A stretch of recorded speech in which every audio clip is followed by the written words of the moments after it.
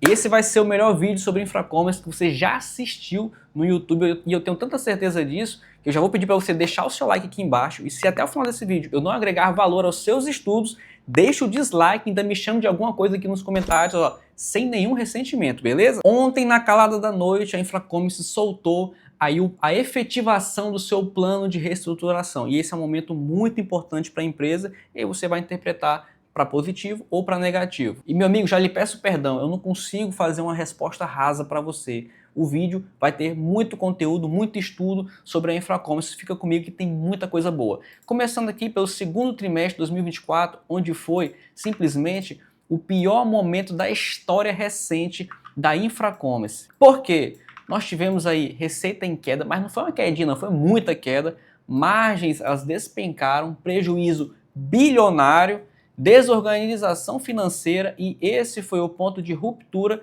em que a empresa percebeu que continuar da mesma forma levaria ao colapso. Como assim, meu amigo? O que aconteceu? Seja mais detalhado. Vou ser mais detalhado para você. Primeiramente, nós tivemos um impairment bilionário. Calma aí, rapaz, que já está falando que língua aí? O impairment, eu vou falar na língua abrasileirada para você. Vamos supor que você comprou uma caminhonete para fazer frete, tá? Você pagou 100 mil nessa caminhonete. Só que você não consegue fazer frete com ela, você achou que caberia muita coisa, não cabe quase nada. Ela tem custos, ela deprecia ao longo do tempo. E aí você anota lá no seu balanço, ó, eu tenho um bem aqui de 100 mil. Só que quando você vai tentar vender essa caminhonete, porque você não está mais gostando dela, a galera não paga mais do que 50 mil.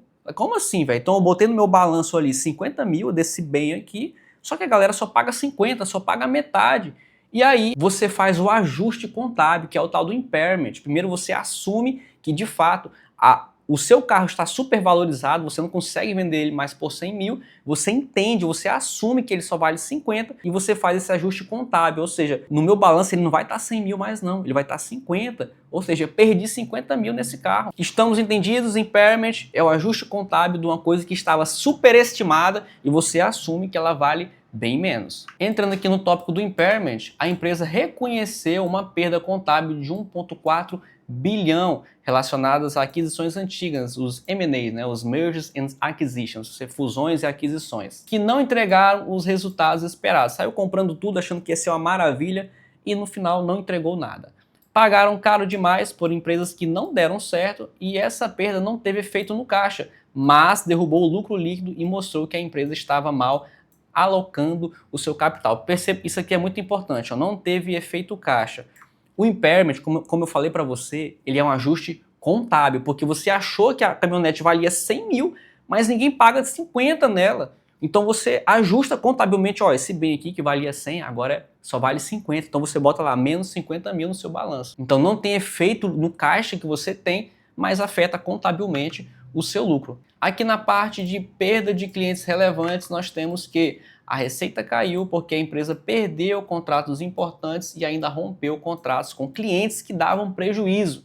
É melhor perder receita do que manter clientes que geram perdas. Ou seja, eles começaram a fazer diversos contratos, fizeram várias aquisições para oferecer mais serviços. Isso eu comentei no vídeo anterior. Se você ainda não assistiu, assiste lá depois para complementar esse vídeo. Vou deixar o link no final do vídeo num cardzinho, beleza? Ou seja, você elaborou novos serviços para alcançar novos clientes e esses novos clientes, além de dar trabalho, não davam lucro.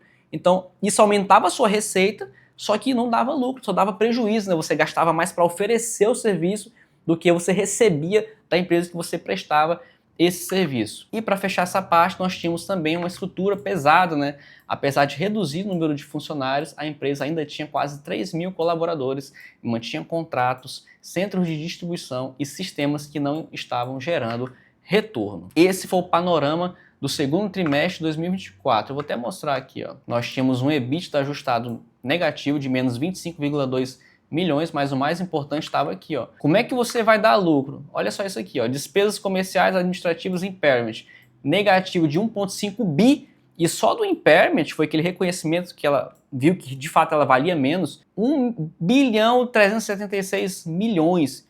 E aí você fechou com lucro, na verdade prejuízo, né? Aqui de 146 milhões. Imagina se não tivesse esse impairment. Como eu falei para você, não tinha um efeito caixa, mas contabilmente ele tinha efeito sim. Então você fechava aqui contabilmente no prejuízo. Fechando essa parte de 2024, nós entramos aqui ó, em 13 de agosto de 2024, o início oficial do plano com MOU, que é um Memorandum of Understanding, ou seja, um memorando de entendimento. Que diacho é esse memorando? Bora brasileirar também esse negócio aqui. É como se você fizesse um acordo de compra e venda com seu amigo, ó. Vamos assinar aqui que você vai pagar esse carro aí em 20 parcelas de R$ 2.000. Pode ser? Pode. Os dois assinam, mas não quer dizer que vai ser efetivado, certo? Você fez um contrato ali, você conversou com as partes envolvidas, você mostrou os seus interesses, a outra pessoa também mostrou os interesses delas, todo mundo assinou, mas ninguém executou nada. Então você informa, você faz um acordo que não foi executado ainda, é o que vai ser executado ao longo do tempo. Então, aqui simplesmente no MOU, a Infracommerce oficializou uma intenção que ela tem com os seus credores e com a sua operação. Beleza? Estamos entendidos? Qualquer dúvida deixa aqui nos comentários. E o que tinha nesse memorando de entendimento? Resumidamente, porque ele é um arquivozinho grande, ó, tá aqui, ó, MOU, soltado aqui, ó, em 13 de agosto de 2024. Cortar custos e focar no core business da empresa, reduzir até 370 milhões em dívidas usando a subsidiária New Retail, que é a parte de operações internacionais fora do Brasil, aí da Infracommerce, captar pelo menos 50 milhões em recursos e emitir debêntures conversíveis para transformar dívida em capital, ou seja, transformá-las em dívidas e futuramente os credores podem transformá-las em ações. Show de bola, foi assim que a Infracommerce, em 13 de agosto, botou um planejamento a ser executado. E aí, no quarto trimestre de 2024, os sinais de vida começaram a aparecer, começou a ressurgir aí a fênix da Infracommerce. Como? EBITDA já veio ajustado, vira positivo em 2,7 milhões, primeira vez em 2024, tá? Primeiro EBITDA positivo só veio no final do ano passado. Despesas com pessoal caíram aí 66% em 6 meses, revisão completa da base de clientes, foco nos lucrativos. Prejuízo ainda é alto, 36,7 milhões, ou seja, ainda não deu lucro contabilmente, mas é menor que nos trimestres anteriores, onde era um prejuízo de 1,4 bilhões, principalmente por causa daquele impairment. E aí ela já tinha assinado acordos com os credores e preparado a emissão das debêntures, que aí vão trocar pelas dívidas que futuramente podem se tornar ações. Só para você ter uma ideia aqui, ó, ela vinha aqui, ó, EBITDA da Infracommerce, ó, trimestre a trimestre, ó, negativo, negativo, negativo, finalzinho, ó, 2024 já tivemos o EBITDA positivo e no primeiro trimestre de 2025 também positivo, só para você entender de onde é que ela estava vindo, né? E aqui no resultado do quarto trimestre de 2024 a gente já vê o impairment, ó, de 18,2 milhões versus aquele 1,34 bilhões que a gente teve aqui no... Tá aqui o bicho, ó. Impairment do segundo trimestre de 2024. 1,37 bi. Passado a divulgação do quarto trimestre de 2024, nós temos em 28 de março de 2025 o acordo agora sim finalizado com os credores. Lembra que antes a gente só tinha ali a intenção, né, formalizada. Agora nós temos o acordo de fato finalizado. E o que tem nesse acordo que é exatamente esse documento aqui, ó, 28 de março de 2025, fato relevante da Infracommerce. Nós tínhamos o cancelamento da dação em pagamento. Como assim? Antes, a operação pensava em entregar todas as suas ações da New Retail. Como eu já falei para você, é a parte internacional da Infracommerce. Ela atua em diversos países da América. Entregar tudo isso para a Newco, que era uma credora, como forma de pagamento da dívida. Ou seja, meu irmão, não consigo mais pagar a dívida, toma minha operação internacional todinha para ti. Só que agora ela mudou, tá? Agora a estratégia é manter o controle total da New Retail para a Infracommerce, o que fortalece a operação internacional da empresa. Tem-se então a criação da New Retail Brasil, isso aqui não afeta a operação em nada, simplesmente para eles irem dividindo, estruturando tudo bonitinho, e os credores aceitam trocar dívidas por debêntures obrigatoriamente conversíveis. O aporte de até 70 milhões é viabilizado com a GB Securitizadora e até a data desse acordo aqui ela já tinha pago, se não me engano, 24 ou 25 milhões para a Infracommerce. Assembleias aprovaram tudo e a estrutura de empresa é redefinida. Após esse acordo finalizado em 28 de março, nós temos aqui no primeiro trimestre de 2025 os primeiros efeitos reais. E isso aqui já entra dentro do primeiro trimestre de 2025, porque o primeiro trimestre ele vai até o final de março, certo? E aí só para a gente relembrar aqui, recapitular algumas coisas, que eu sei que é muita coisa para você pegar, só para relembrar o contexto antes aí do primeiro trimestre de 2025. Até aqui, a empresa estava saindo de um prejuízo bilionário no segundo trimestre de 2024, fez cortes profundos de custos, eliminou clientes que davam prejuízo, negociou com bancos para trocar sua dívida por debentures e a estruturação do plano já estava feita, mas ainda não concluída. Lembra que eu falei para você que é um acordo, você formaliza, mas você vai executando ao longo do tempo? E isso só aconteceu em maio de 2025, que é o documento que eu vou te mostrar já já. Ou seja, o primeiro trimestre de 2025 é o primeiro trimestre que já mostra a virada operacional, mesmo antes da efetivação total da reestruturação da dívida. E quais foram os principais números aí do primeiro trimestre de 2025? A empresa voltou a gerar resultado positivo na operação, tá? A margem bruta subiu de 17% para 28%, nada estratosférico. O EBITDA ajustado virou positivo, mesmo que pequeno, tá? Mas você viu o tanto de trimestre negativo que ela teve com EBITDA negativo? Então nós temos aqui 1,3 milhão positivo. A estrutura ficou mais leve, menos funcionários, menos custo. E as despesas operacionais despencaram aí 30%. Só para você ter uma ideia aqui, ó, só para você entender aqui a dimensão da questão ali do EBITDA, ó, a gente tem 1,3 positivo, né, 1,3 milhão. E no primeiro trimestre de 2024 a gente estava com EBITDA negativo de menos 51,3, uma variação aí de 102,6%. É muita coisa, gente, isso aqui. Muita coisa comparado ao que era, né? Ainda é pequenininho, mas você já vê um direcionamento melhor da operação. Nem tudo são flores, ainda há prejuízo, tá? Mas caiu aí pela metade.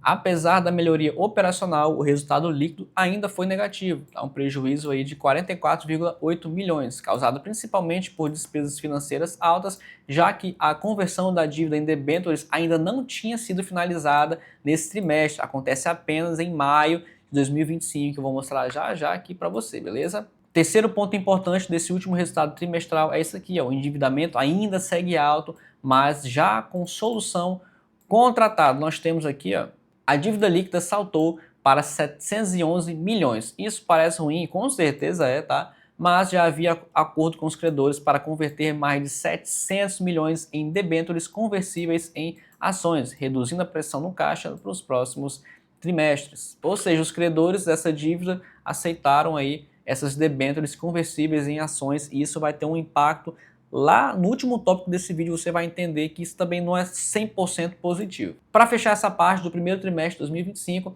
a reestruturação já reflete no modelo de negócio.